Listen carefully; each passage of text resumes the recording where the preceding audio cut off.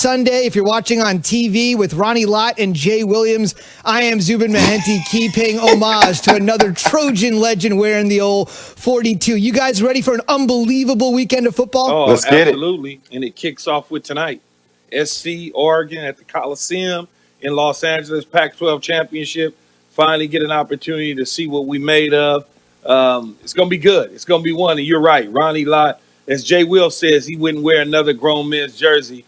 There's certain ones that I'm going to wear, and this is one for sure. Wait, Key. It didn't kick off with the Raiders doing what the Raiders did last night? That didn't kick off the weekend? It did, but the weekend kicks off tonight. That wasn't the weekend, right? You know that. Okay. Come on, man. Okay.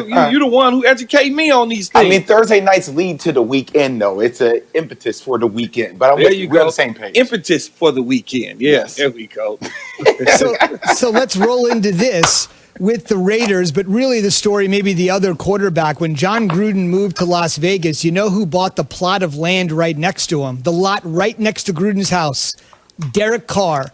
You know what he was saying? The symbolism was saying, I'm going to be here with you for a while. Hang on a second. Groin injury out, Mariota in, Herbert on the other side. It's the all-Oregon matchup. And Key, we'll talk about the Raiders and their diminishing playoffs hopes in a minute, but the future seems really bright for Justin Herbert. And like Babe Ruth, you called your shot with this kid. Well, look, man, it does look bright. I was excited to see how well he played last night. Excited to see Coach Lynn get the overtime victory when so many people question his game management, his clock management. And here's what we go back to the beginning of the football season into the spring, prior to the draft, doing free agency. There was so much buildup about what the Chargers would do moving on from Phillip Rivers. They had Tyrod Taylor sitting there in the wings waiting for Phillip Rivers to depart. They decided not to retain Phillip Rivers. He leaves. Now they're on the clock. What do?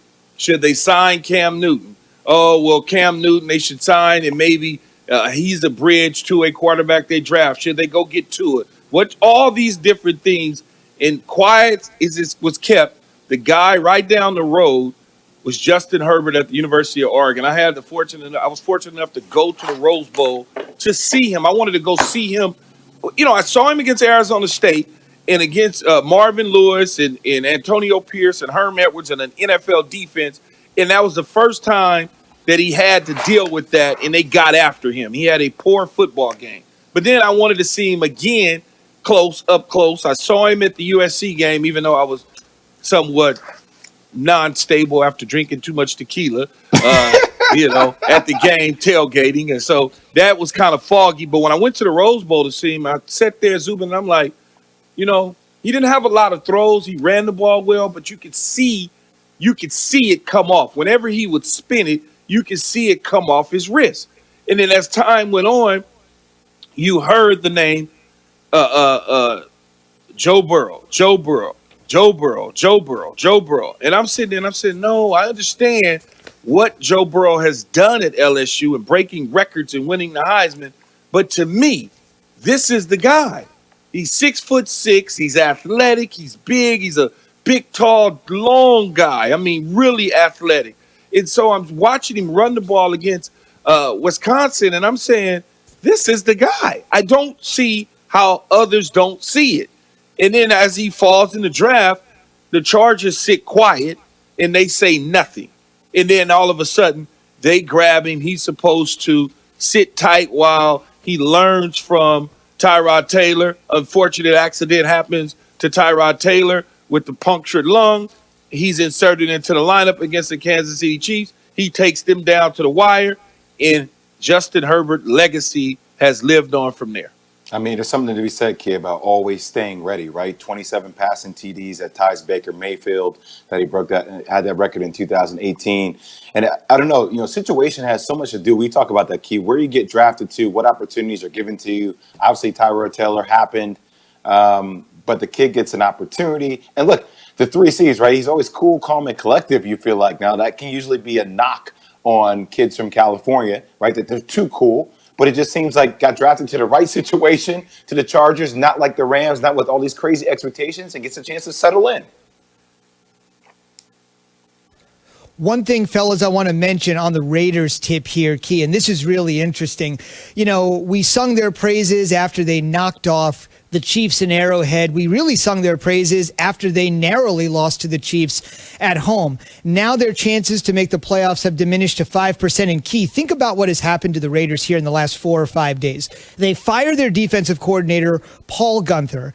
Then they have 4 defensive starters missing in last night's game. And oh, by the way, their offensive coordinator wasn't there last night because he's dealing with COVID. That's Greg Olsen. So you shake up both of your coordinators in less than a week. You're missing 4 starters on defense, and now your playoff hopes have all but disappeared. Yet another key late season fade for Gruden in go around number 2 with the Raiders.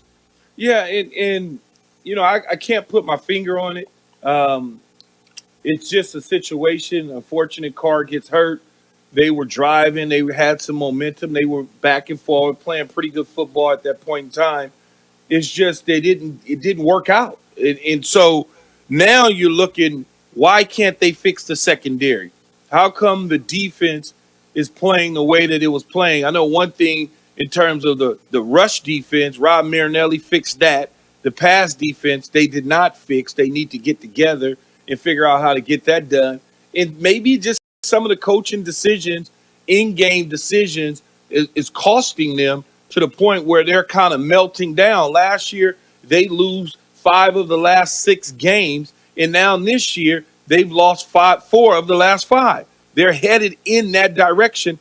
They should have lost to the New York Jets, and they would be 5 for 5. But it didn't happen that way. So when you start to look at it, you have to wonder what is going on with Coach Gruden. And I go back to his tenure with the Tampa Bay Buccaneers, and I look at that, and I sit there and I say to myself, this is sort of the same way that things went in Tampa. After the Super Bowl victory, collapses were happening in the second half of the season.